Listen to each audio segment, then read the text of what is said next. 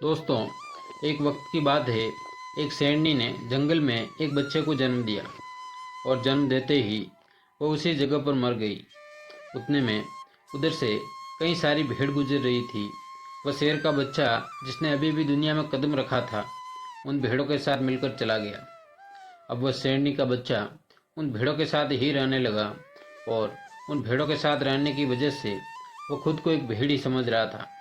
उसने कभी मांस नहीं खाया और वो उन भेड़ों के साथ मिलकर घास खाने लगा था।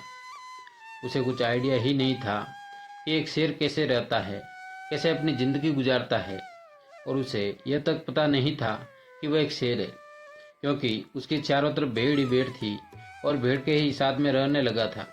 उसने कभी शेर की तरह नहीं दहाड़ा। फिर समय गुजरता गया और वह शेर का बच्चा एक जवान शेर बन गया। वो भेड़ों के झुंड में बिल्कुल अलग ही दिख रहा था, लेकिन भेड़ों के साथ रहकर भेड़ों को उसकी आदत हो गई। एक दिन एक बूढ़े शेर ने उन भेड़ों के झुंड पर हमला कर दिया।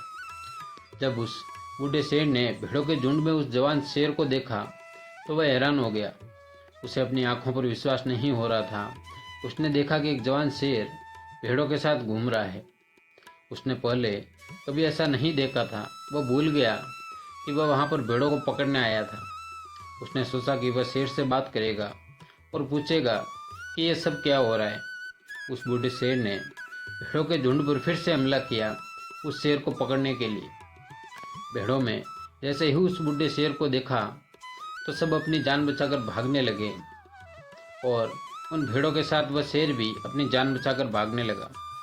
कुछ देर के बाद उस बूढ़े शेर ने उस जवान शेर को पकड़ लिया। बूढ़े शेर ने उस जवान शेर को पकड़कर यह कहा, अरे बेवकूफ़, तू मुझे देखकर भाग क्यों रहा है? जवान शेर ने रोते हुए कहा, प्लीज़ मुझे छोड़ दो, मैं एक साधारण सा भेड़ हूँ, मुझे जाने दो। वो उस बूढ़े शेर को देखकर एक भेड़ की तरह काँप रहा था। बूढ़ा शेर ये सुनकर हैरान हो गया और वह समझ गया कि यहाँ पर क्या हो रहा है। बूढ़ा शेर उस जवान शेर को एक नदी के पास लेकर गया। यंग शेर वहाँ से भागने की कोशिश कर रहा था, लेकिन बूढ़े शेर ने उसको नदी की तरफ धकेलते हुए कहा कि अपने आप को इस पानी में देख। नदी का पानी पूरी तरह से शांत था। बूढ़े शेर ने जवान शेर को कहा कि अपने चेहरे को इस नदी में देखो और फिर मेरे चेहरे को देखो। अपनी बॉडी को नदी में देखो और फिर मेरी बॉडी को देखो। वो जवान शेर ने डरते हुए अपना चेहरा नदी में देखा और जैसे ही उसने अपना चेहरा नदी में देखा तो हैरान हो गया। उसने देखा कि वह एक भेड़ की तरह नहीं बल्कि एक शेर की तरह दिखता है। वह रियलिटी को समझ गया कि वह एक भेड़ नहीं बल्कि एक शेर है और एक सेकंड के अंदर ही उसने एक शेर की तरह दहाड़ा। उसकी दहाड़ को सुनकर पूरा जंगल कांप गया।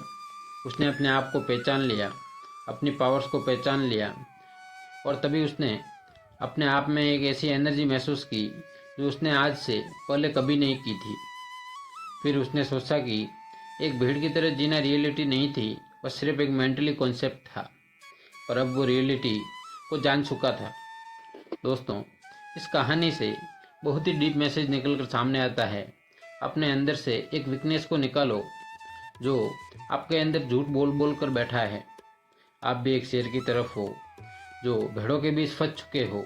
आपके आसपास जितने भी लोग हैं वह आपको ये फील कराते हैं कि आप अपनी लाइफ में कुछ नहीं कर सकते हो, क्योंकि कहीं ना कहीं आप भी उनके साथ रह रहकर उनकी तरह बनने की कोशिश करते हो। आपको इस भीड़ से अलग खड़े रहना है और अपनी पोटेंशियल, अपनी पावर्स और अपनी एबिलिटी को पहचानना है।